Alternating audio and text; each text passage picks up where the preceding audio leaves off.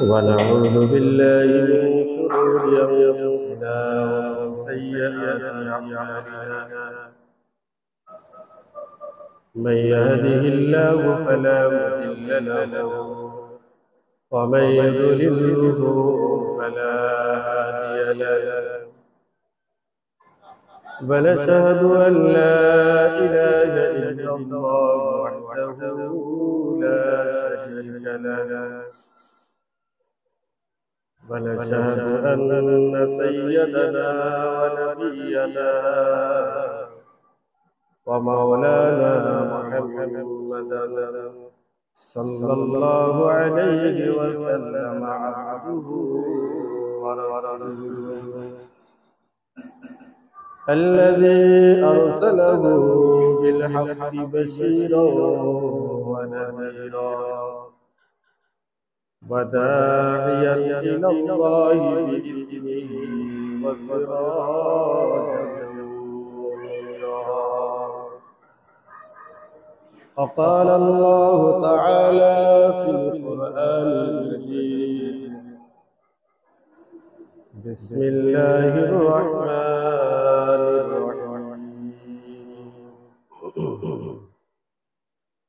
إن أحسنتم لأنفسكم وإن أسأتم فلها. أما بعد، ما كان محمد أبا أحد من رجالكم ولكن رسول الله وخاتم النبيين وكان الله بكل شيء عليما. إن الله وملائكته يصلون على النبي يا أيها الذين آمنوا صلوا عليه وسلموا تسليما. اللهم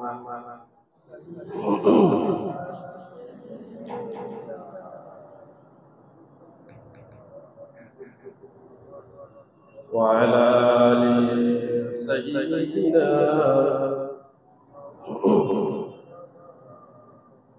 جعل محمد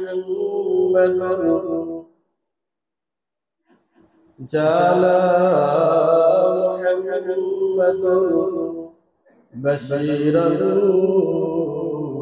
نذيرا. صلوا عليه كذكرا كثيرا. اللهم صل على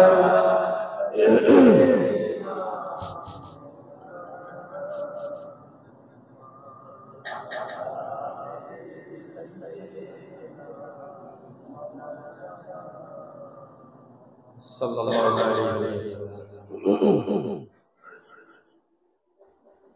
উপস্থিত সামনে উপবিষ্ট বয়োজ্যেষ্ঠ বয়োবরিষ্ঠ সমবয়স্ক সর্বস্তরের দিনদার ইমানদার মুসলিমগণ, কৃতজ্ঞতা প্রশংসা সেই রব্বুল আলামিনের জন্য যে রব্বুল আলামিন একটি পবিত্র লাইলাতুল বরাতের তথা মাহে শাবান মাসের 16 তারিখের রাত্রিতে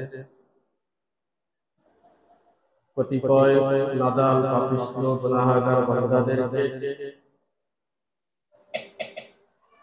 কোরআন এবং হাদিসের কিছু বাণী আলোচনা করার সাথে সাথে শ্রবণ করার তৌফিক এনায়েত করেছেন। সেই রব্বুল ইজ্জাতের প্রতি জানাই অসংখ্য শুকরিয়া। সকলে বলে আলহামদুলিল্লাহ।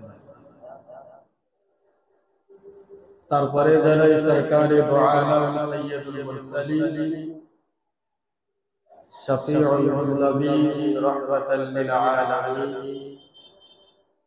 আমিনার লাল মদিনার দুলার বিশ্বনবী জনাব মুহাম্মদুর রাসূলুল্লাহ সাল্লাল্লাহু আলাইহি ওয়াসাল্লামের প্রতি অগণিত দরুদ ও সালাম সকলে বলুন সাল্লাল্লাহু আলাইহি ওয়াসাল্লাম।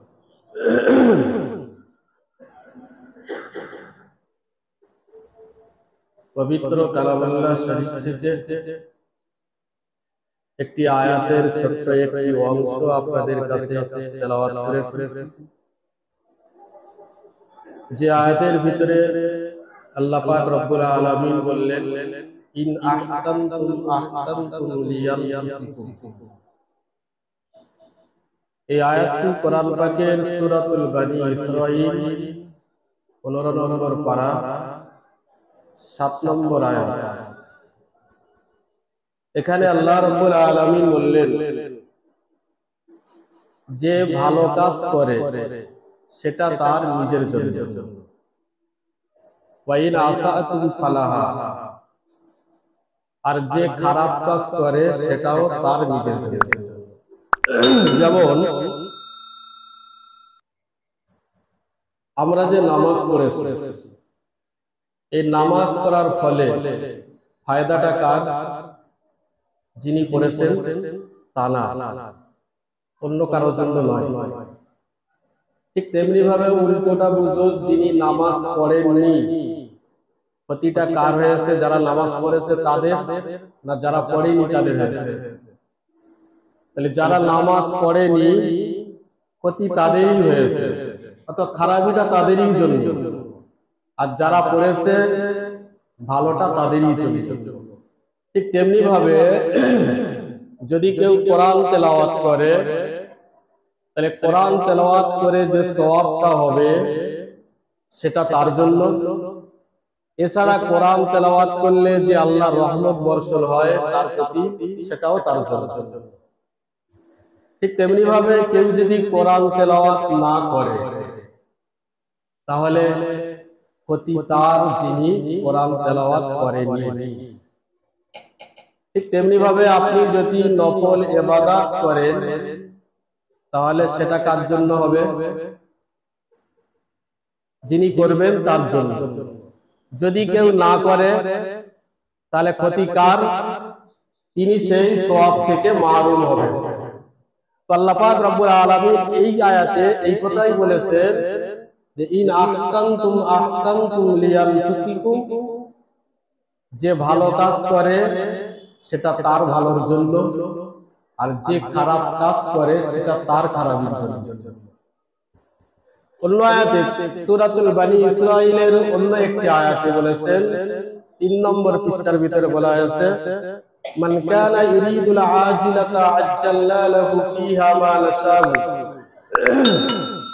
আল্লাহ পাক রব্বুল আলামিন বললেন, যারা এই পৃথিবীতে আমার ইবাদত বান্দেগী ছেড়ে দিবে, যারা দুনিয়ার ভোগ বিলাসে মত্ত থাকে, যারা দুনিয়া কামাবার ইচ্ছায় দুনিয়ার ভিতরে লিপ্ত থাকে, দুনিয়াবি কাজে মগ্ন থাকে, মহান আল্লাহ রাব্বুল আলামিন বললেন,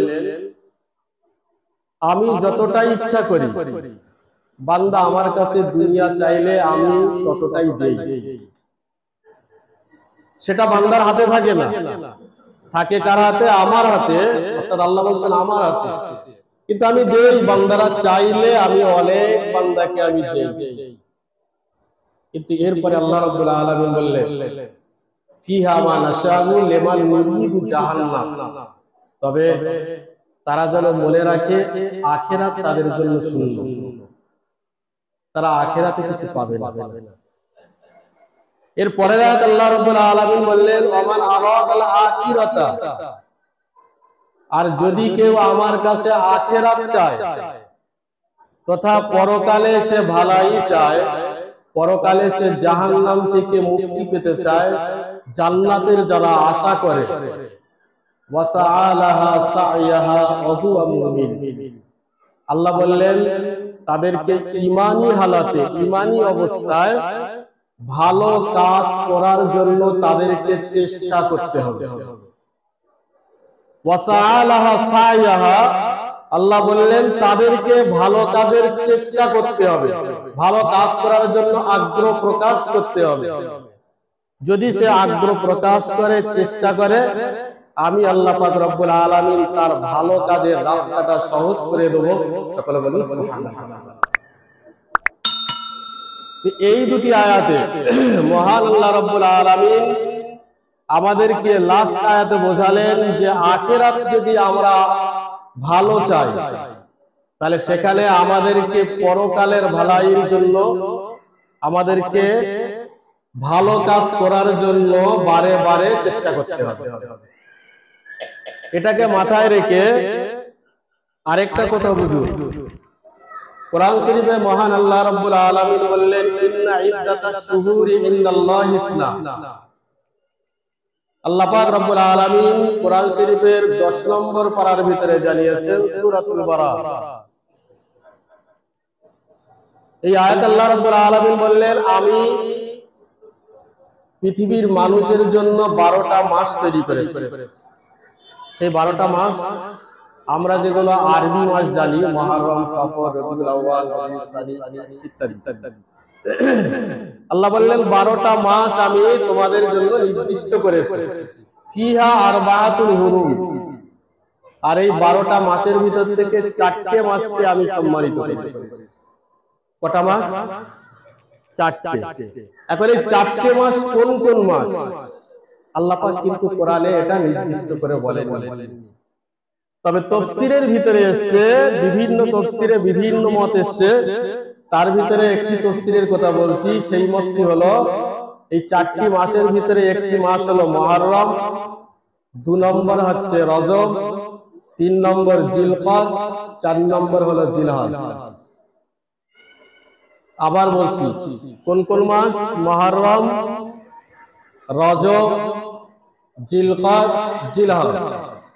এই 4টে মাসকে আল্লাহ পাক রব্বুল আলামিন কোরআন পাকে ইনডাইরেক্ট ভাবে উল্লেখ করেছেন, এই 4টে মাসকে আমি সম্মানিত করেছি। এখন রজব মাস আল্লাহ পাক সম্মানিত করেছেন। এই রজব মাসের ভিতরে আমাদের জন্য আল্লাহ পাক রব্বুল আলামিন একটা খাস রহমত দিয়েছিল। সেটি হলো যে রজব মাসের একটি সময়তে বা কোনো এক রাত্রিতে আল্লাহ পাক রব্বুল আলামিন আমাদের নবীকে মেরাজ করিয়েছিলেন। আর সেই মেরাজের ওসিলায় আমরা কি পেলাম? আমরা আল্লাহর নৈকট্যশীল লাভ করার জন্য, আল্লাহকে খুশি করার জন্য সবথেকে যেটা সহজ পদ্ধতি, সেই পদ্ধতিটা হলো নামাজ। এই নামাজ আমরা মেরাজের রাত্রিতে আল্লাহ পাক রব্বুল আলামিন নবীকে দিদার করিয়ে আল্লাহ পাক রব্বুল আলামিন আমার নবীকে তাআলার কাছে 5 ওয়াক্ত নামাজ সহ এই পৃথিবীর বুকে আমাদের জন্য হাদিয়া পাঠিয়েছিলেন। সকলে বলুন সুবহানাল্লাহ। যদিও প্রথম 50 ওয়াক্ত দেওয়া হয়েছে। এদিক দিয়ে রজব মাস যেমন মেরাজের এদিক দিয়ে একটা রজব মাসের গুরুত্ব রয়েছে, ঠিক তেমনি ভাবে আল্লামা হাদা আসকালানী রাহমাতুল্লাহ আলাইহি এনার একটি কিতাব, সেই কিতাবটির নাম হলো তালকিসুল হাবিব।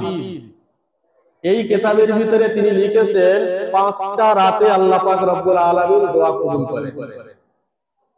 তার ভিতরে একটি হলো রজব মাসের 1ম তারিখের রাত। সকলে বলুন সুবহানাল্লাহ।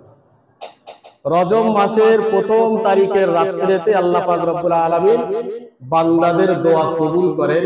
এই কথাটা লিখেছেন 4 ইমামের এক ইমাম হযরত ইমাম শাফি রাহমাতুল্লাহ আলাইহি। এই হাদিসটি তিনি বর্ণনা করেছেন। সকলে বলুন সুবহানাল্লাহ। এরপরে রজবের পরে আসে কি? শাবাল মাস। কিন্তু শাবাল মাসের কথা কোরআনে বলা নেই। এখন শাবাল মাসকে ইজ্জত দিয়েছেন স্বয়ং বিশ্বনবী সাল্লাল্লাহু আলাইহি ওয়াসাল্লাম। সকলে বলুন সুবহানাল্লাহ। কেমন ভাবে? হাদিস শরীফের ভিতরে আছে, হযরত আয়েশা সিদ্দিকা রাদিয়াল্লাহু আনহা বলেন যে আমি রমজান মাস বাদ দিয়ে বিশ্বনবী সাল্লাল্লাহু আলাইহি ওয়াসাল্লামকে শাবাল মাসে এত পরিমাণ রোজা করতে দেখতাম, অন্য কোন মাসে আমি ওনাকে এতটা রোজা করতে দেখতাম না। একজন সাহাবী হযরত ওসামা বিন যায়েদ রাদিয়াল্লাহু আনহু তিনি একদিন রাসূলকে জিজ্ঞাসা করলেন, ইয়া নবী আল্লাহ, লাম আরাকা তাসুমু মিন শাহরিন মিনাশ শুহুরি মা তাসুমুনা মিন শাবান। ইয়া নবী আল্লাহ, হাবিবাল্লাহ, এই শাবান মাসে আপনাকে যতটা পরিমাণ রোজা করতে দেখি, অন্য কোন মাসে তো আপনাকে এতটা রোজা করতে দেখি না। প্রশ্নটা করলেন কে?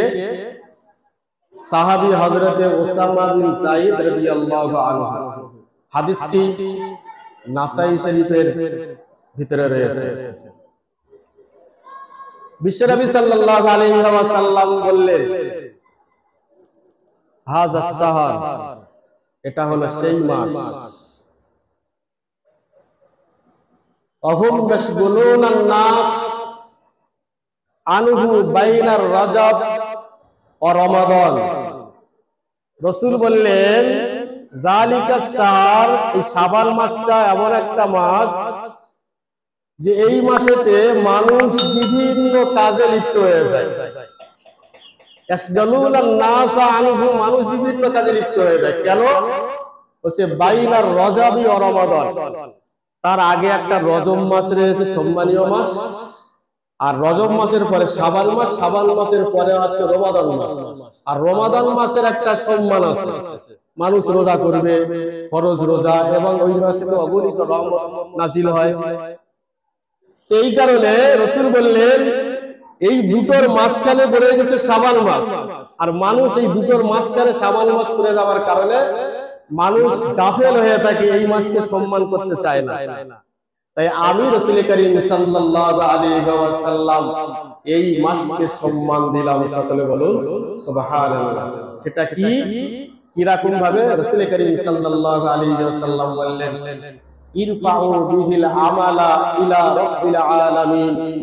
এই শাবান মাসে মহান আল্লাহ পাক রব্বুল আলামিন বান্দাদের আমলগুলোকে ফারিস্তা দ্বারা আল্লাহ পাক রব্বুল আলামিন নিজের কাছে তুলে নেন। কোন মাসে? শাবান মাসে। ইরফাউল ফিহিল আমালা ইলা রাব্বিল আলামিন। শাবান মাসে বান্দাদের আমলগুলো আল্লাহর দরবারে পেশ করা হয় ফারিস্তাদের মাধ্যম দিয়ে। বিশ্বনবী সাল্লাল্লাহু আলাইহি ওয়াসাল্লাম বললেন, ওয়া ইউহিব্বু আইয়ুরফা আমালি ওয়া আনা সায়িমুন। আর আমি পছন্দ করি, আমি ভালোবাসি যে আমার আমলটা যখন ফারিস্তারা আল্লাহর দরবারে পেশ করবে, যেন আমি ওই সময় রোজা হালাতে থাকি। সকলে বলুন সুবহানাল্লাহ। তাহলে শাবান মাসকে বিশ্বনবী সাল্লাল্লাহু আলাইহি ওয়াসাল্লাম মর্যাদা দিয়েছেন, সম্মান দিয়েছেন পুরো শাবান মাস ধরে রোজার মাধ্যম দিয়ে। এই জন্য আমরা যতটা পারবো শাবান মাসের ভিতরে বেশি বেশি করে রোজা করার চেষ্টা করব। আবার এই শাবান মাসের ভিতরে একটি রাত আল্লাহ দিয়েছেন, সেটি হলো শাবান মাসের 14 তারিখের দিবাগত রাত, যেটাকে আমরা আরবিতে বলি হাযা মিন নিসফি শাবান। শাবান মাসের 15 তারিখের রাত। আর আমাদের এই এলাকায় চলিত ভাষায় আমরা যেটা বলি শবে বরাত, এটাই প্রচলিত আমাদের মধ্যে। কিন্তু আমাদের সমাজে দেখবেন এই শবে বরাত ভাষাটা যখন কেউ শোনে, কিছু মানুষের চিন্তা তখন বাড়ে। কেন? বলে শবে বরাত তো হাদিসে কিছু নেই। শবে বরাত বলে কোরআনও নেই, হাদিসও নেই। আসলে যিনি শোনার পরে তার চিন্তনাটা বাড়ে, ওনার আরবি ভাষা সম্পর্কে জ্ঞানের অভাব। কারণ শবে বরাত হলো, সব শব্দটা হলো ফার্সি শব্দ। কি শব্দ বলেছি?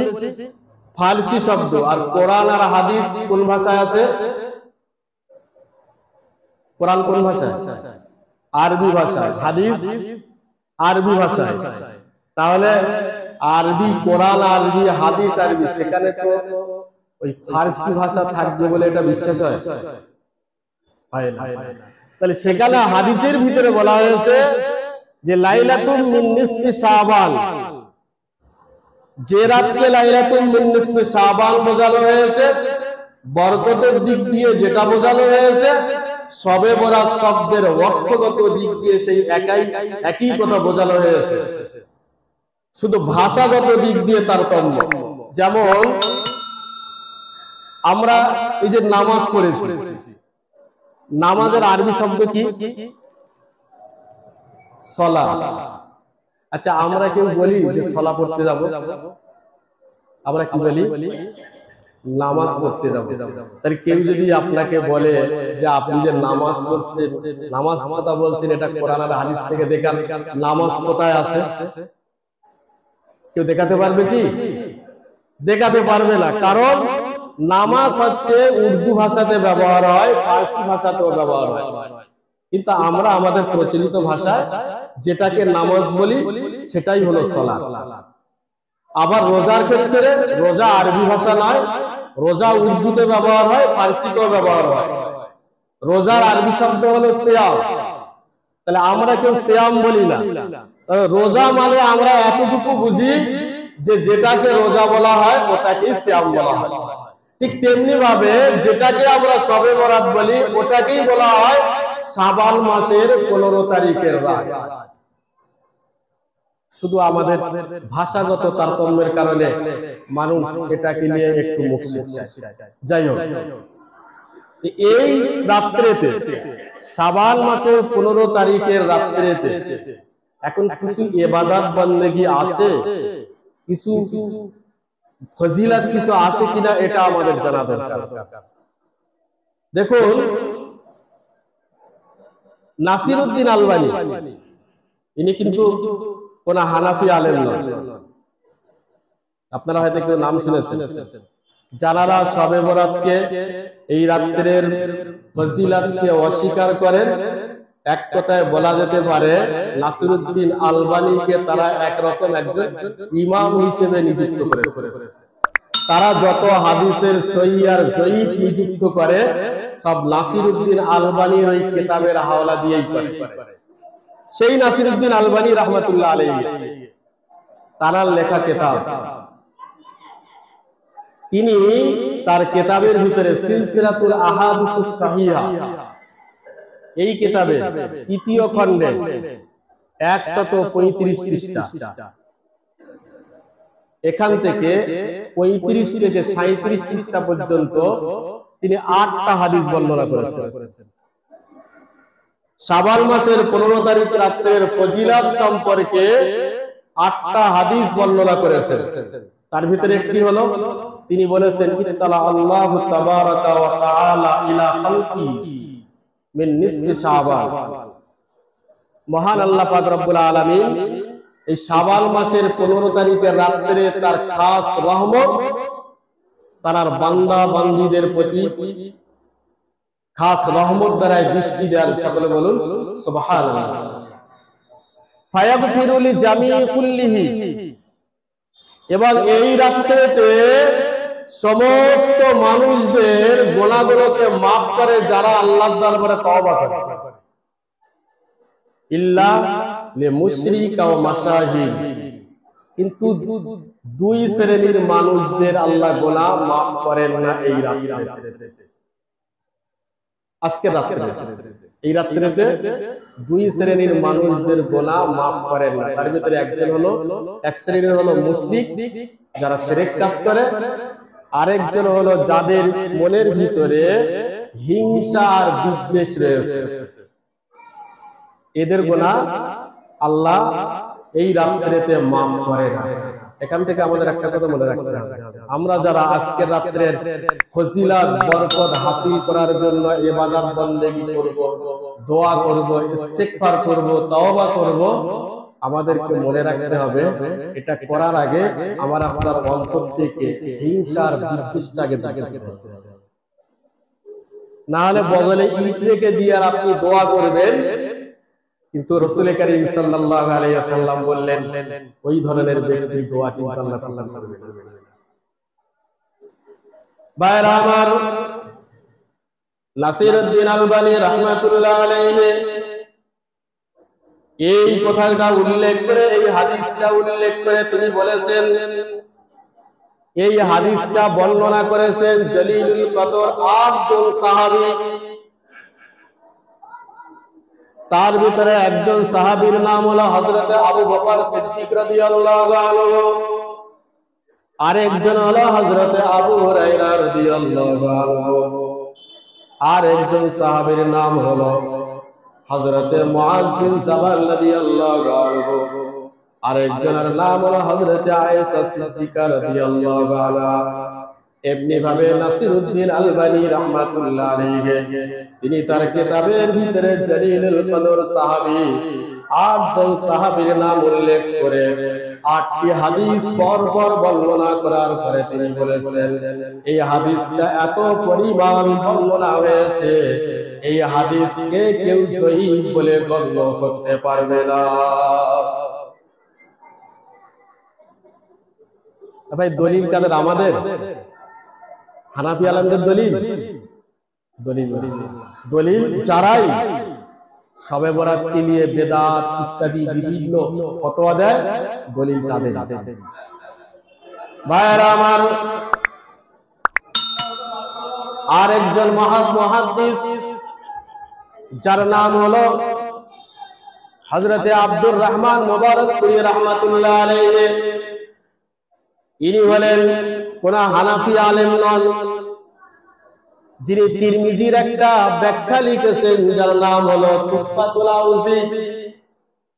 এই তুহফাতুল আউজি নামক কিতাবের ৩য় খণ্ডের ৩৬৬ পৃষ্ঠার ভিতরে তিনি লিখেছেন, তিনি ৩৬৬ পৃষ্ঠা থেকে শুরু করে পরপর ৬টি হাদিস উল্লেখ করে তিনি বলেছেন যারা শাবান মাসের 15 তারিখে রাত্রের ফজিলতকে অস্বীকার করে তাদের এই হাদিসগুলো ভালো করে পড়া দরকার।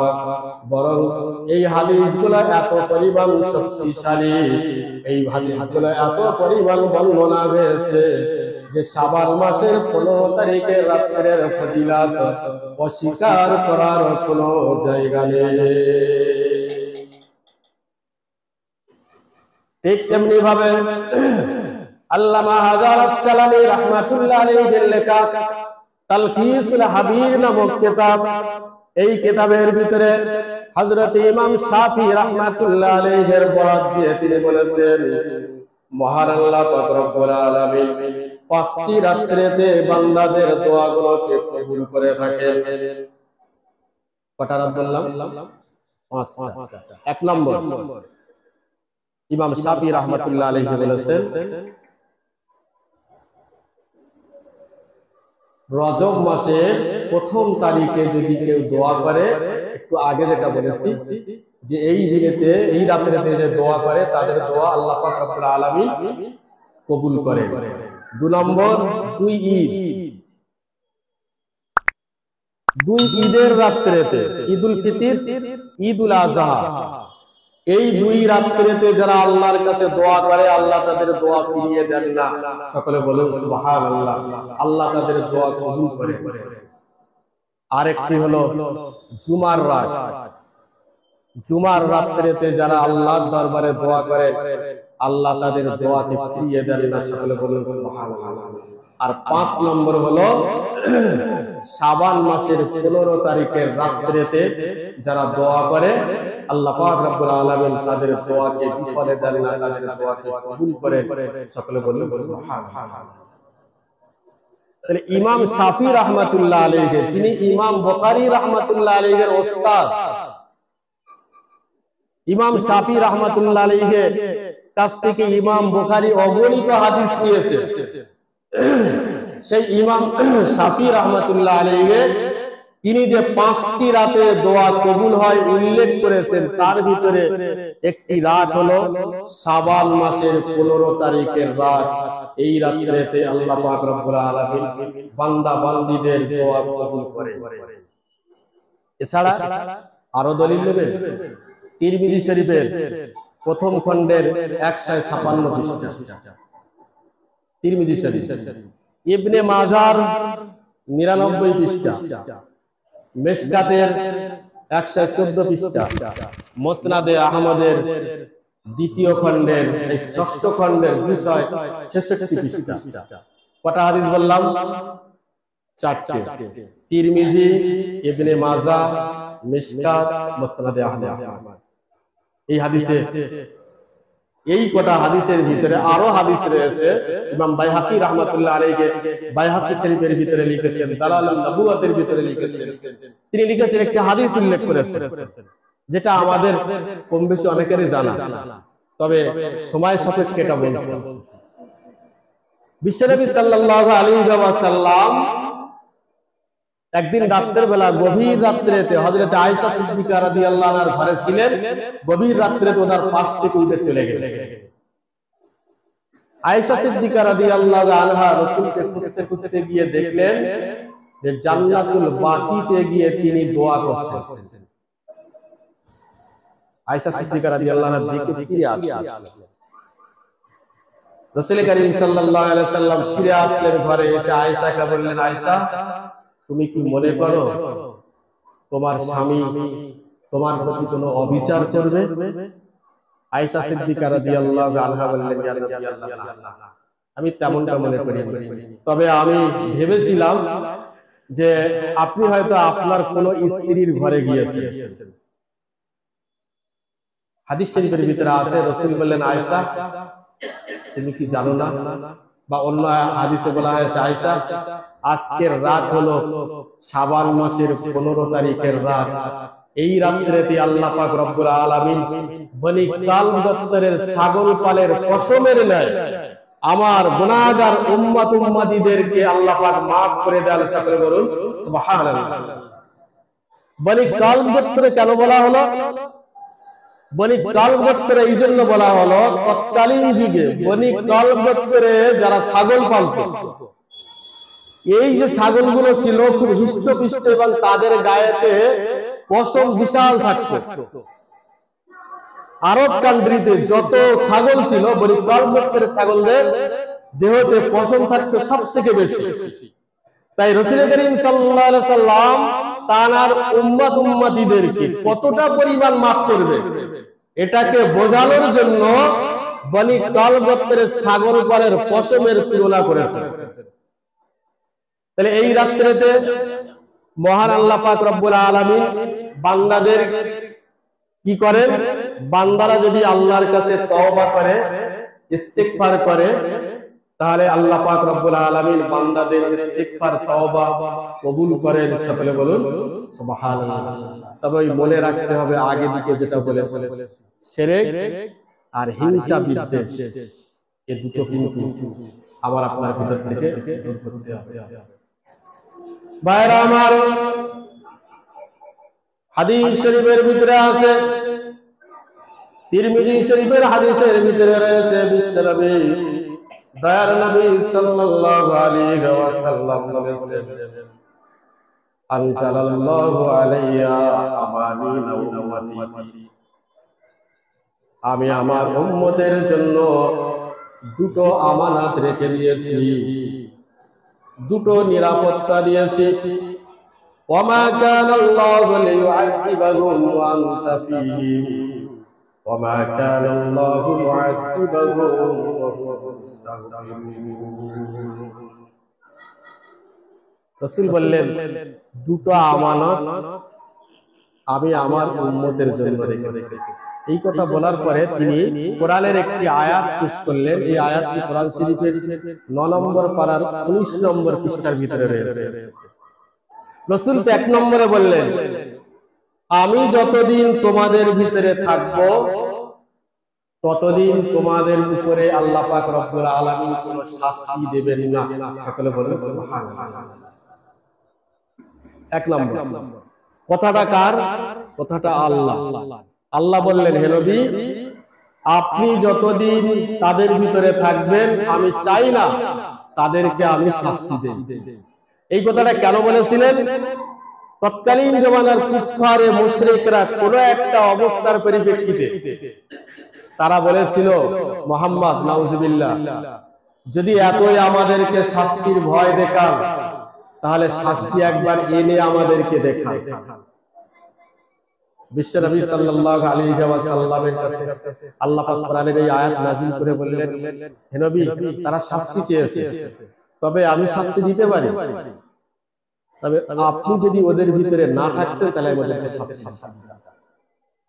শুধু আপনি রয়েছেন বলে আমি ওদেরকে শাস্তি দেই। তাই রাসূল বললেন, আমি আমার উম্মতের জন্য দুটো নিরাপত্তা রেখেছি, তার ভিতরে একটা হলাম আমি নবী। এরপরে মহান আল্লাহ পাক রব্বুল আলামিন বললেন, আর যখন কোন বান্দা আমার কাছে ইস্তিগফার করে, তওবা করে, বান্দা কোন গুনাহ করার পরে আমি আল্লাহ আমার কাছে কাকুতি মিনতি সহকারে, আমি আল্লাহ আমার কাছে তওবা করে, রোজাদারি করে, কান্নাকাটি করে, আল্লাহ পাক রব্বুল আলামিন বললেন, জমিনে আমার কোন বান্দা বান্দি সে ভুল করার পরে আমার কাছে কান্নাকাটি করবে, তওবা করবে, ইস্তিগফার করবে, আর আমি আল্লাহ আমি এতটা পাষাণ হৃদয়ের নয়, আমি এতটা কঠিন নয় যে আমার বান্দা আমার কাছে ইস্তিগফার করবে আমি আমার ওই বান্দা বান্দীদের প্রতি শাস্তি নাযিল করব। অর্থাৎ বান্দা বান্দীরা যখন আমি আল্লাহ আমার কাছে ইস্তিগফার করবে তাদের গুনার জন্য, বান্দা বান্দীরা যখন ভুল করার পরে যখন তওবা করবে, আমি আল্লাহ আমার কাছে কান্নাকাটি করবে, রোনাজারি করবে, আমি আল্লাহ পাক রব্বুল আলামিন ওই সময়তে ওই জায়গাতে আমি আমার বান্দাদের, আমার বান্দা বান্দীদের উপরে কোন প্রকারের কঠিন শাস্তি আমি নাযিল করি না। তাহলে আমানত কথা বলেছেন নবীজি, নিরাপত্তা কথা বলেছেন দুটো। একটা নবী যে জায়গায় থাকবে সেখানে আল্লাহ শাস্তি দেবে না, আরেকটা কোন জায়গায় কোন এলাকায় বান্দা বান্দীরা যদি আল্লাহর কাছে ইস্তিগফার করে তাহলে সেই জায়গায় আল্লাহ শাস্তি দেবেন না। হাদিসটি তিরমিজি শরীফের ভিতরে রয়েছে। এখন নবীজি তো আমাদের কাছ থেকে বিদায় নিয়েছে, তাহলে রইল কটা? একটা। বিশ্বনবী সাল্লাল্লাহু আলাইহি ওয়াসাল্লাম সাহাবীদেরকে লক্ষ্য করে বললেন, ও আমার সাহাবীরা শোনো, মা মাদাইতু, আমার সাহাবীরা শোনো, আমি যখন তোমাদের কাছ থেকে বিদায় নেব, আজ না হয় কাল না হয় যেদিন হোক, যতদিন পরে হোক না কেন, একদিন তো আমাকে দুনিয়ার বুক থেকে বিদায় নিয়ে চলে যেতে হবে। ও আমার সাহাবীরা শোনো, আমি যখন তোমাদের কাছ থেকে বিদায় নেব, তারাকুম ফীহিমুল ইস্তিগফার ইলা ইয়াউমিল কিয়ামাহ, কিয়ামত পর্যন্ত তোমাদের নিরাপত্তার জন্য আমি এমন একটা জিনিস রেখে যাব, যদি তোমরা সেটার প্রতি আমল করো তাহলে কিয়ামত পর্যন্ত আল্লাহ তোমাদের ওই আমলের ওসিলায় নিরাপত্তা দেবেন। সেই আমলটা কি? বিশ্বনবী সাল্লাল্লাহু আলাইহি ওয়াসাল্লাম বললেন, তারাকুম ফীহিমুল ইস্তিগফার, আমি তোমাদের জন্য একটা নিয়ম, আমি তোমাদের জন্য একটা নিরাপত্তা রেখে যাচ্ছি, আমি রাসূল চলে যাব, একটা বিদায় হয়ে যাবে, আর একটা যেটা রইল সেটা রেখে যাব, সেটা হলো ইস্তিগফার। বান্দা বান্দীরা আল্লাহর কাছে তওবা করবে, ইস্তিগফার করবে, আস্তাগফিরুল্লাহ করবে, আস্তাগফিরুল্লাহ রাব্বি মিন কুল্লি যামবি ওয়া আতুবু ইলাইহি, লা হাওলা ওয়ালা কুওয়াতা ইল্লা বিল্লাহিল আলিয়্যিল আযীম। বান্দা বান্দীদের কাছে এই আমলটা আমি রেখে যাচ্ছি কিয়ামত পর্যন্ত।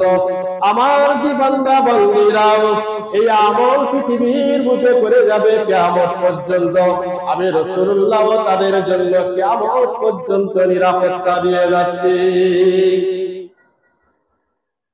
তাহলে আজকে আমাদের এখান থেকে বুঝতে হবে, আমি প্রথম আপনাদেরকে বলেছি কোরআনটাকে মহান আল্লাহ পাক রব্বুল আলামিন বলেছেন, ইন আহসানতুম আহসানতুম লিআনফুসিকুম, যে ভালো কাজ করবে সেটা তার ভালোর জন্য, আর যে খারাপ কাজ করবে সেটা তার খারাপের জন্য।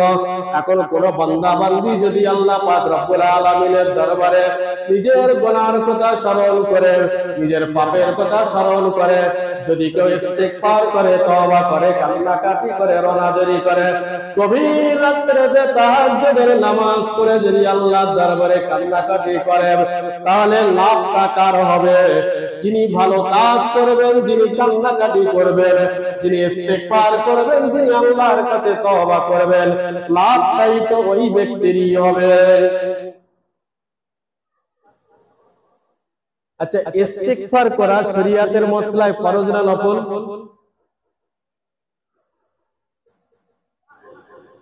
নামাজ পড়া তো ফরজ, যে নামাজ পড়লেন, কিন্তু এই আস্তাগফিরুল্লাহ পড়া এটা শরীয়তে ফরজ না নফল? নফল। আপনি যদি আস্তাগফিরুল্লাহ না পড়েন তাহলে আপনার গুনাহ হবে না, আপনার গুনাহ হবে না। তবে আস্তাগফিরুল্লাহ পড়লে আপনার ফায়দা হবে অনেক।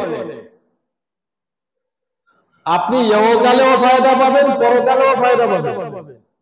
আর সবথেকে বড় বিষয় হলো রাসূল বলেছেন, যারা আস্তাগফিরুল্লাহর আমল করবে আমি রাসূলুল্লাহ কিয়ামত পর্যন্ত তাদের নিরাপত্তা দিয়ে যাচ্ছি। সকলে বলুন সুবহানাল্লাহ।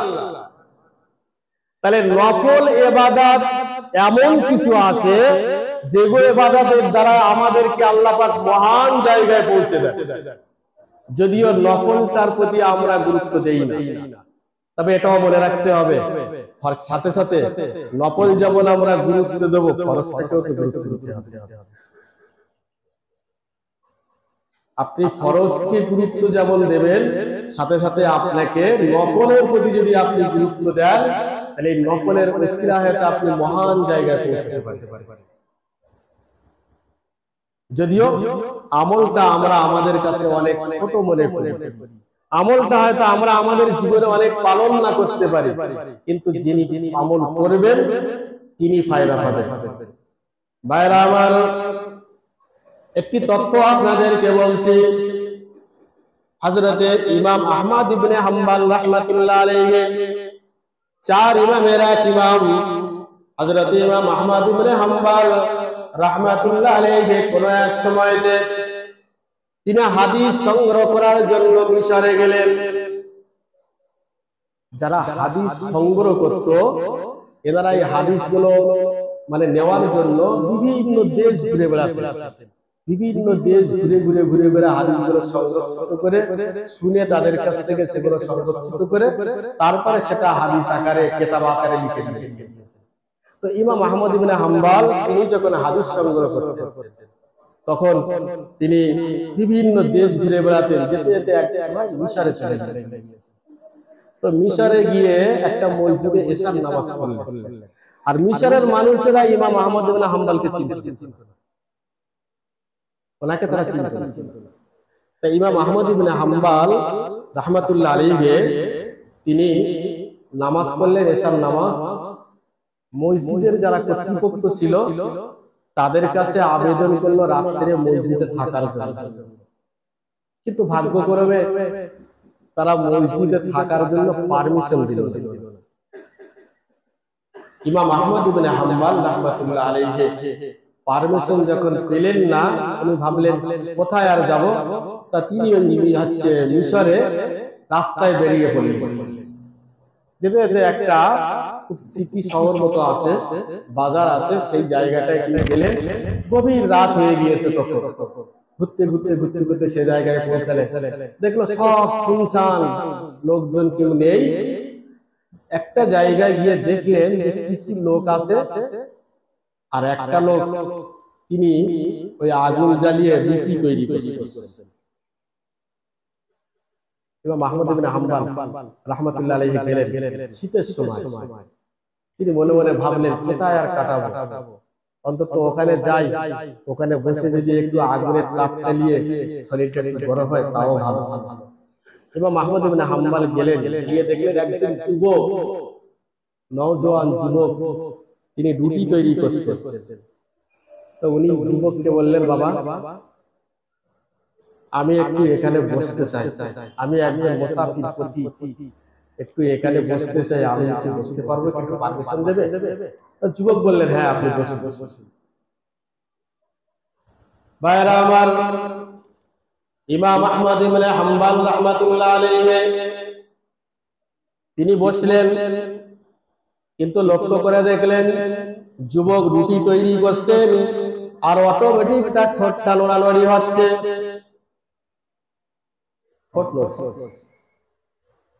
আহমদ ইবনে হাম্বল ভাবলেন যে ছেলেটা কোরআনের হাফেজ।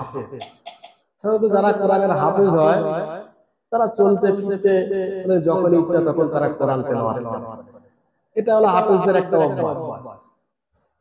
তো উনি ভাবলেন হয়তো ছেলেটা কোরআনের হাফেজ, তাই হয়তো কোরআন তেলাওয়াত করছে। ইমাম আহমদ ইবনে হাম্বল বলছেন, বাবা আমি তোমাকে একটা কথা জিজ্ঞাসা করবো? বলছে বলুন। বলে বাবা তুমি কি কোরআনের হাফেজ? বলছে না না আমি কোরআনের হাফেজ না।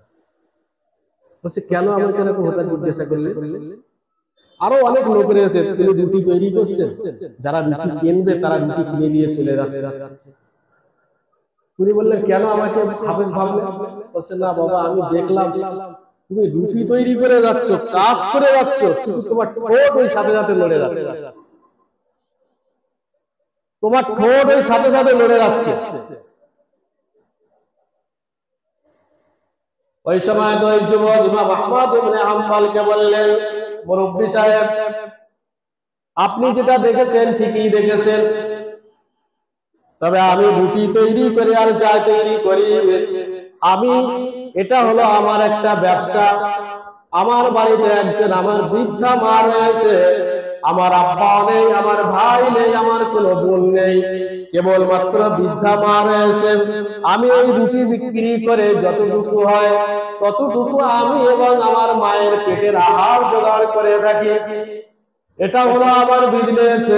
ইমাম আহমদ ইবনে হাম্বল বললেন, ও বাবা, ও যুবক, আমি তোমার কাছে একটা কথা জানতে চাইছি, তুমি কেন, তুমি কি বলছো বা তুমি কি বলছো রুটি তৈরি করতে করতে তোমার মুখটা তো ঠোঁটটা তো আমি বারে বারে নড়তে দেখছি। ওই যুবক ওই সময়তে বলতে থাকে, মুরব্বি সাহেব আমি একটা আমল আমার ভিতরে আমি জারি রেখেছি, এই আমলটা আমি যে অবস্থায় যে কাজ করি না কেন সর্বহালাতে আমি আমলটা করতে থাকি। ইমাম আহমদ ইবনে হাম্বল বললেন, বাবা ওই আমলটা কি?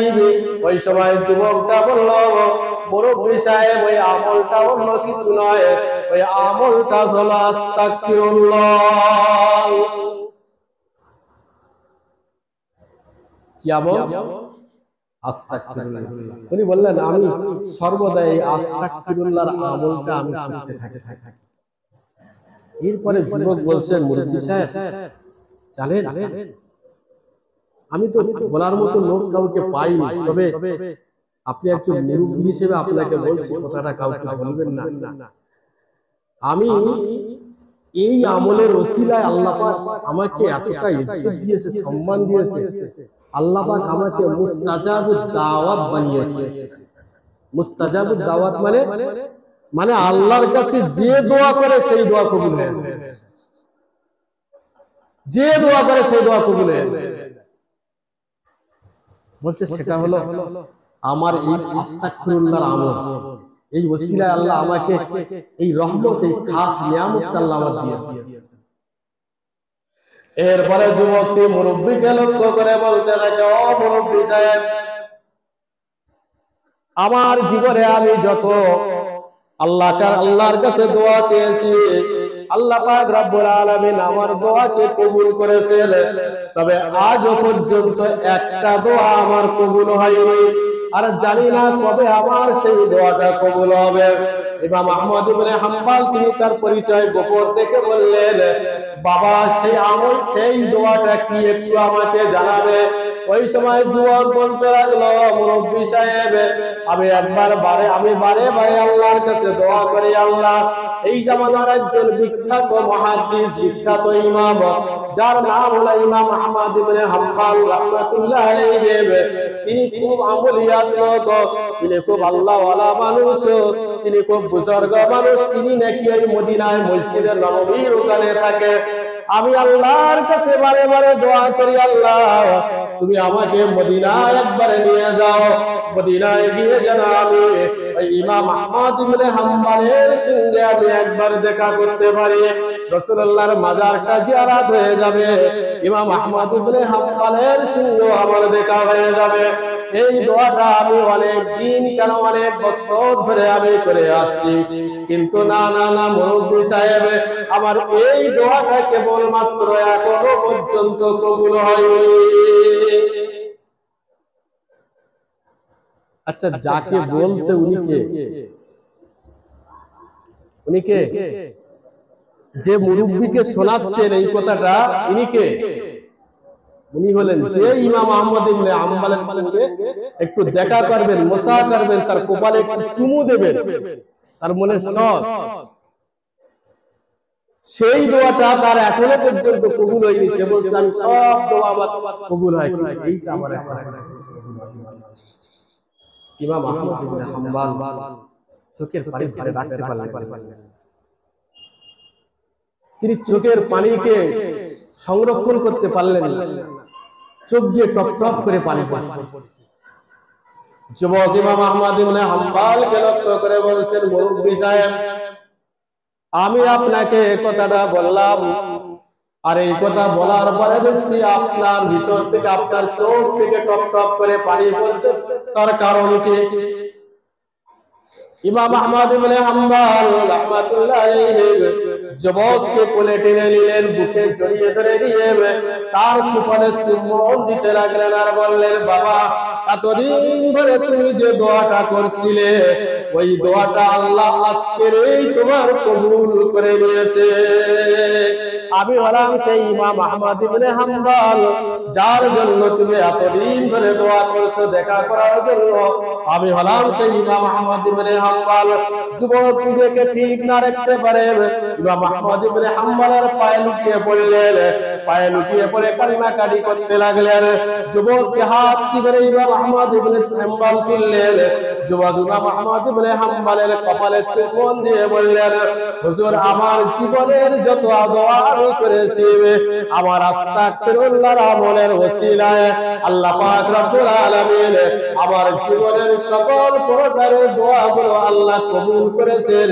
এবং শুধু এই নয়, আল্লাহ পাক রব্বুল আলামিন ঘুমের ঘরেতে ইলহামের মাধ্যম দিয়ে আমাকে মুস্তাজাবুদ দাওয়াত হিসেবে আমাকে উল্লেখ করেছেন। তাহলে আমলটা কি? ফরজ না নফল? নফল। তাহলে নফল আমল ছোট্ট একটি আমল, এই আমলের গুরুত্ব আছে না নেই? এই আমল করলে ফায়দা পাওয়া যায় না, যাবে কি যাবে না? এই আমলের ওসিলায় আল্লাহ পাক রব্বুল আলামিন তাকে মুস্তাজাবুদ দাওয়াত বানিয়েছেন। বুঝতে পারেন? ছোট্ট একটু আমলের ওসিলায়।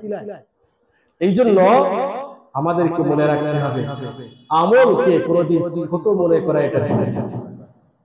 কোন আমলকে ছোট মনে করা এটা ঠিক না। আপনার সাধ্যবোধ, যদি আপনার প্রচেষ্টা দ্বারা আপনাকে চেষ্টা করতে হবে আমল করা, আল্লাহ পাক রব্বুল আলামিন আপনি যদি চেষ্টা করেন, আপনার আমল করার চেষ্টাটাকে আল্লাহ আরো প্রশস্ত করে দেবেন, সহজ করে দেবেন। সকলে বলেন সুবহানাল্লাহ। এই জন্য কোরআনটাকে মহান আল্লাহ রব্বুল আলামিন বললেন, ওয়ামান আরাদাল আখিরাতা ওয়া সাআলাহা সাইয়াহা, যারা আমার কাছে আখিরাত চায় তারা যেন আমাকে পাওয়ার জন্য, আখিরাতকে পাওয়ার জন্য সাধ্যভর চেষ্টা করে। আপনি ঘরে বসে বসে ঘুমাবেন, রাস্তায় ঘুরে ঘুরে বেড়াবেন, আর আপনি বলবেন আমি আখিরাতে পাবো। আপনি আজকে লক্ষ্য করে দেখুন, আজকে অনেক মানুষ এমন রয়েছে যারা এই রাতের ফজিলাতকে বিশ্বাস করে যে এই রাতের ফজিলাত আছে, দোয়া করলে কবুল হবে, আর এই চিন্তা ভাবনা করে মাথায় টুপি দিয়ে বেরিয়েছে। কিন্তু দেখবেন এই মানুষদের ভিতরে এক শ্রেণীর রয়েছে, তারা বেরিয়েছে ঘর থেকে এই রাতের উদ্দেশ্যেই, আর তারা ঘুরে বেড়াচ্ছে রাস্তায়, কেউ বাইক নিয়ে টোটো করে ঘুরে বেড়াচ্ছে, কেউ রাস্তায় গল্প করে বেড়াচ্ছে। হচ্ছে কি হয় না? সমাজ এটা চলছে কি চলে না? চলছে।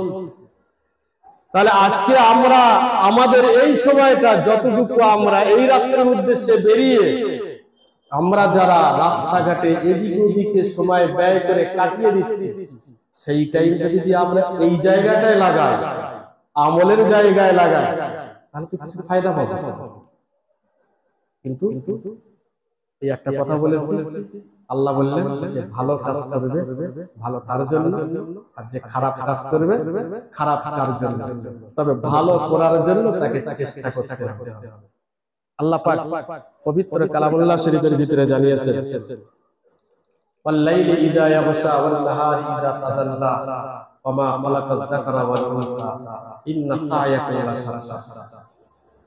আল্লাহ পাক রব্বুল আলামিন বললেন ওয়াল-লাইলি ইযা ইয়াগশা, যখন তোমাদের কাছে রাত আচ্ছন্ন হয়ে যায়, এরপরে ওয়ান-নাহারি ইযা তাজাল্লা, যখন দিনের সময় আসে, তখন সূর্য উদয় হয়, তোমরা তখন দিনের আলো দেখতে পাও।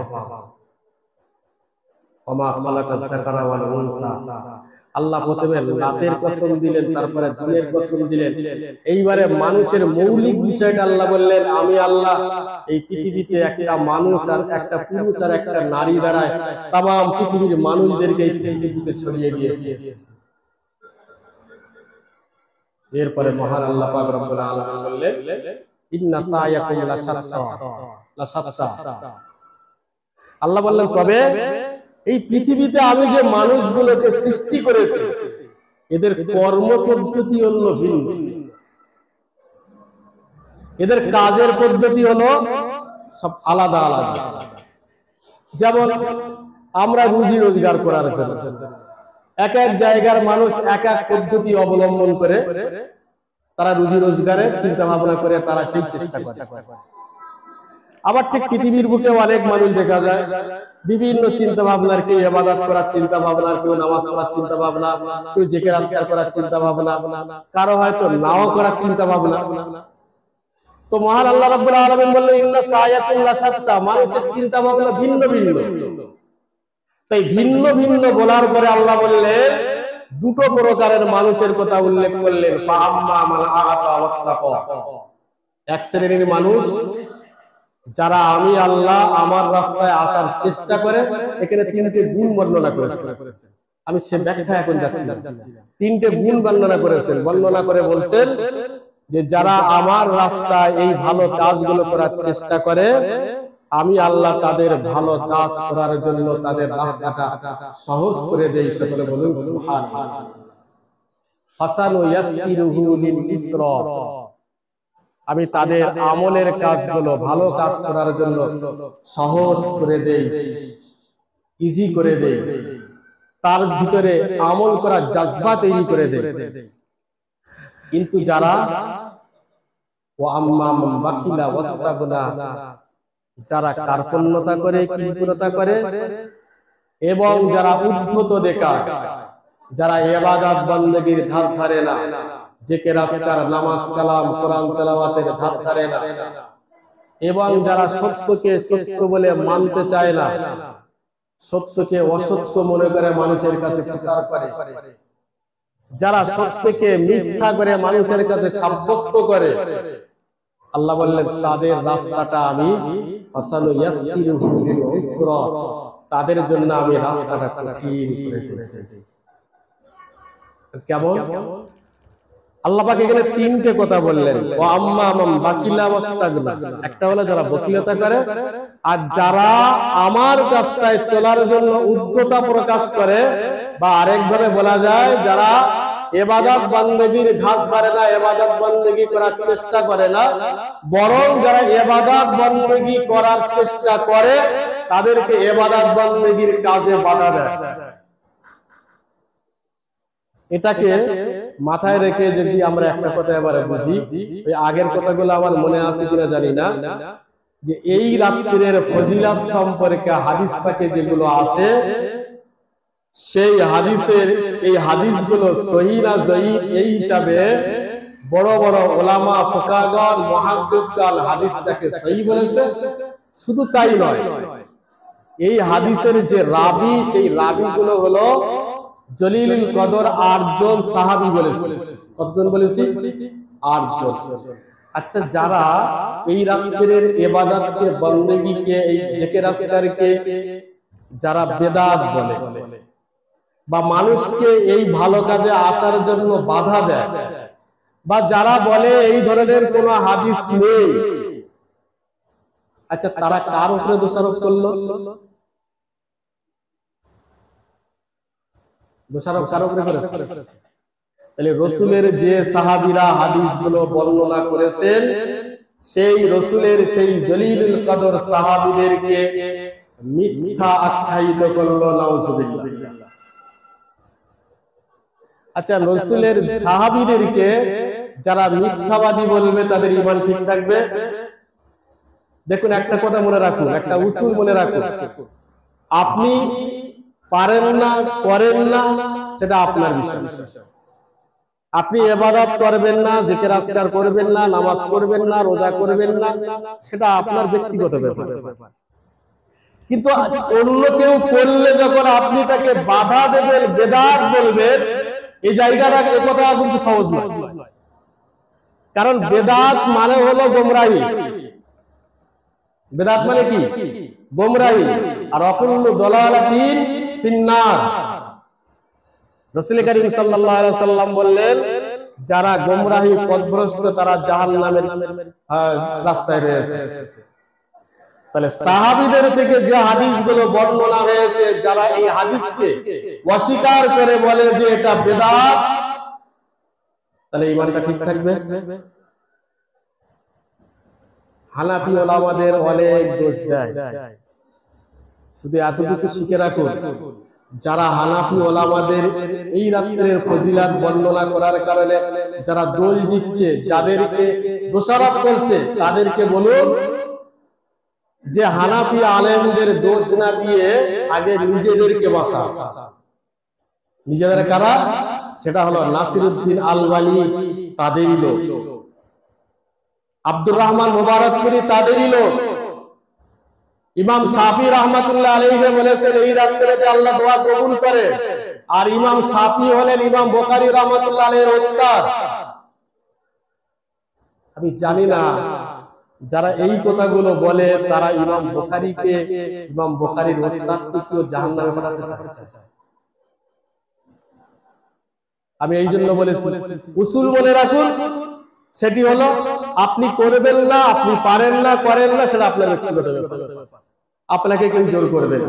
কিন্তু আপনি যখন অন্য কারো কাজে বাধা দেবেন, সেটা কিন্তু আপনার জন্য ওই কথাটা কোরআন আল্লাহ পাক, কোরআন পাকে আল্লাহ বললেন, ওয়া আম্মা মান বাকিলা ওয়াস্তাগনা, যারা ভালো কাজে মানুষকে বাধা দেয়, যারা উদ্ধতা প্রকাশ করে এবং সত্যকে যারা মিথ্যা বলে আখ্যায়িত করে, আল্লাহ পাক রব্বুল আলামিন বললেন, ফাসানুয়াসসিরুহু লিল ইউসরা, আমি তাদের জন্য আখিরাতের রাস্তাটা কঠিন করে দেব। কঠিন হয়ে যায় তাদের জন্য আখিরাতের রাস্তা। এই জন্য আমাদেরকে চেষ্টা করতে হবে ভালো কাজ করার জন্য, নেক আমল করার জন্য, ইবাদত বন্দেগী করার জন্য চেষ্টা করতে হবে। কবুল করার মালিক কে? আল্লাহ। তবে এখানে একটা কথা আমাদের মনে রাখতে হবে, জানি না এই কথাগুলো আবার কে কোন মাইন্ডে নেবেন, তবে বাস্তবতাটা বলতে হবে। এতক্ষণ ধরে আমরা যা শুনলাম, হাদিস দ্বারায় যতটুকু বুঝলাম যে এই রাত্রের ফজিলত আছে, সেটা কি? আল্লাহ পাক রব্বুল আলামিন এই রাত্রিতে বান্দাদের দোয়া কবুল করেন, বান্দাদের মাগফিরাত করেন, মানে তাদের গুনাহগুলোকে আল্লাহ মাফ করেন যদি বান্দা আল্লাহর কাছে, বান্দা বান্দীরা আল্লাহর কাছে মাফ চায়। তাহলে ফজিলত আছে। এখন এই ফজিলতকে কেন্দ্র করে যদি শরীয়ত বিরোধী যদি কেউ কাজ করে, তাহলে সেটা কি মেনে নেওয়া যাবে? যেমন এই রাতের ফজিলত আছে, যেটা আমরা শবে বরাত বলি। এই শবে বরাতের রাতের সাথে আপনার বোম ফাটানোর কোন সম্পর্ক আছে? বোম ফাটানোর সম্পর্ক আছে? নেই। এই শবে বরাতের রাতের সাথে বা লাইলাতুল নিসফে শাবান, শাবান মাসের 15 তারিখের রাতের সাথে হালুয়া রুটি করার কোন সম্পর্ক আছে? যারা করেছে তারা কিছু বলবে, অনেকে তো করে বসে আছে। আছে কোন সম্পর্ক আছে? কোন সম্পর্ক নেই। যিনি করেছেন তিনি কেন করেছেন তিনিই জানেন। তবে আমি খুব সংক্ষেপে এতটুকু বলছি, হালুয়া রুটি করার একটা ইতিহাস বলছি একেবারে সংক্ষেপে। কেন হালুয়া রুটিটা কোথা থেকে এসেছে? তৎকালীন সময়, তৎকালীন যুগের মানুষেরা অত্যন্ত গরিব ছিল। গরিব ছিল। সেই সময় মিশরের একজন ধনী মানুষ তিনি দেখলেন এই রাতে শাবান মাসের 15 তারিখের রাত্রিতে অনেক মানুষ ইবাদত করতে করতে তাদের ক্ষুধা লেগেছে। ক্ষুধার যন্ত্রণায় কেউ কেউ পেটে কাপড় বেঁধে শুয়ে পড়েছে, কেউ ক্ষুধার যন্ত্রণায় ইবাদত করতে পারেনি। তো মিশরের একজন ধনী মানুষ তিনি দেখলেন, আরে এই মানুষগুলো খাওয়া মানে ইবাদত করতে পারে না, তাদের শরীর দুর্বল হয়ে গিয়েছে, এরা রাত জেগে জিকির আজকার করতে পারে না। উনি তখন করলো কি, যেহেতু সেই সময় মিশরীয়দের মানে প্রিয় খাদ্য ছিল হালুয়া রুটি, তাদের প্রিয় খাদ্য ছিল হালুয়া রুটি, তাই তাদেরকে যারা অভাবী, যারা না খাওয়ার কারণে ইবাদত করতে পারছিল না, শরীর দুর্বল হয়ে পড়েছিল, তারা যাতে ইবাদত করতে পারে এই উদ্দেশ্যে হালুয়া রুটি করে ওই সমস্ত মানুষদেরকে খাওয়াতো। আচ্ছা, এই লোকটার উদ্দেশ্য ভালো ছিল না খারাপ ছিল? তাহলে যিনি করেছিলেন প্রথম, তিনি কিন্তু খারাপ উদ্দেশ্যে করেননি, খারাপ জায়গায় নিয়ে গিয়েছে আমরা। এর জন্য দায়ী যিনি করেছেন তিনি নন, আমরা যারা নিয়ে গিয়েছি তারা।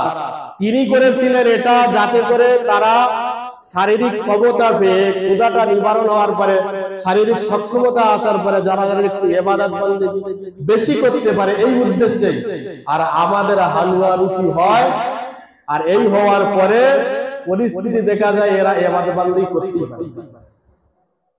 কারো হাতে ব্যথা, কারো পায়ে ব্যথা, কারো বুকে ব্যথা, কারো পিঠে ব্যথা, মানে সারাদিন ধরে রুটি তৈরি করেছে। এটা হচ্ছে কি হয় না? এটা যদি আমরা এই রাত্রের সঙ্গে জুড়ে দেই, নিশ্চয়ই আমি খাদ্যকে খারাপ বলবো না, হালাল খাদ্য হালাল, তবে আপনার নিয়তের উপরে আপনার এইটা করা ঠিক হচ্ছে কিনা এটা আপনাকে বুঝতে হবে।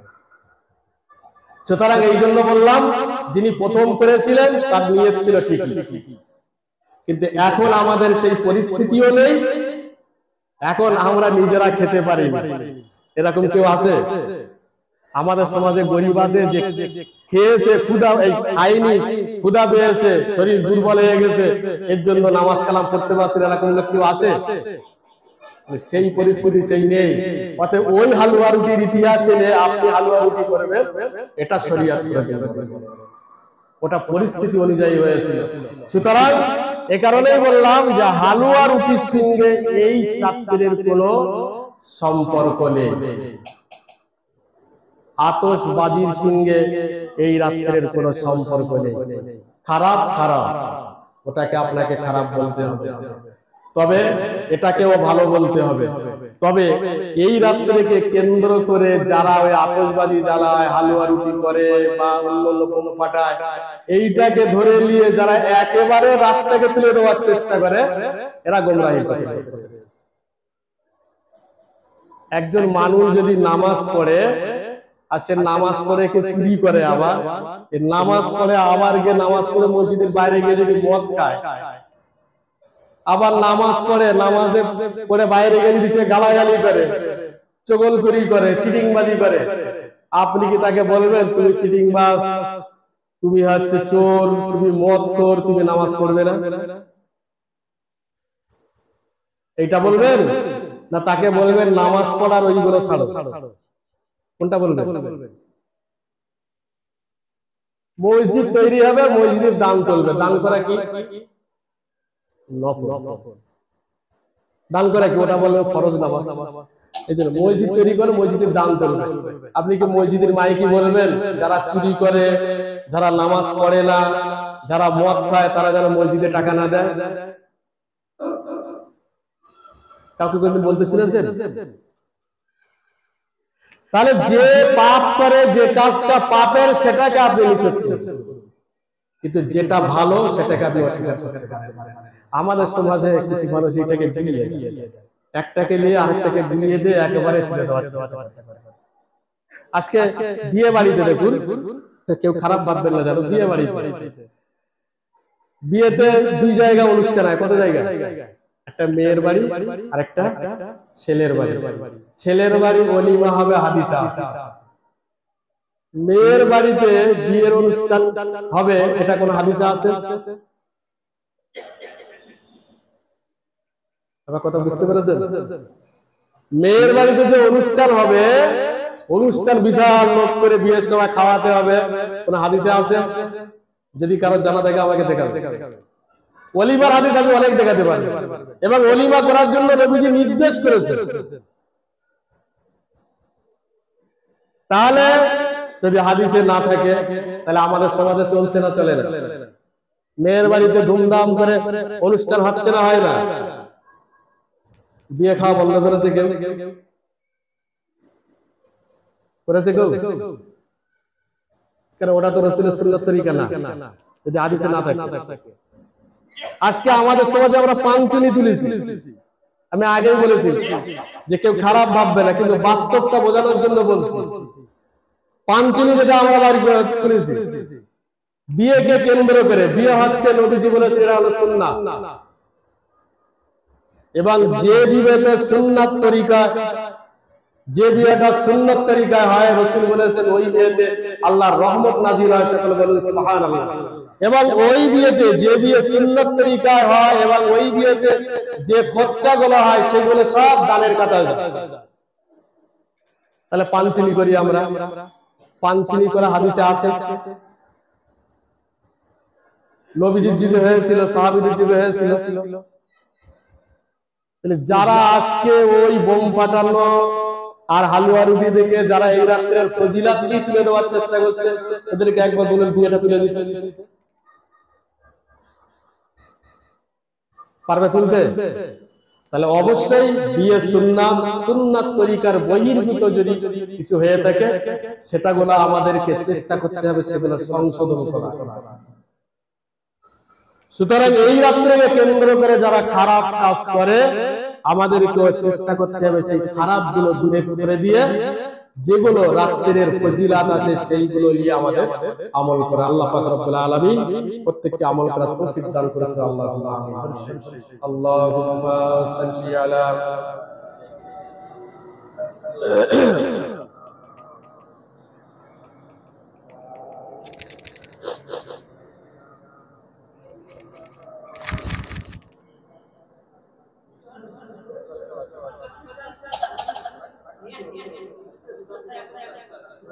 আচ্ছা ঠিক আছে।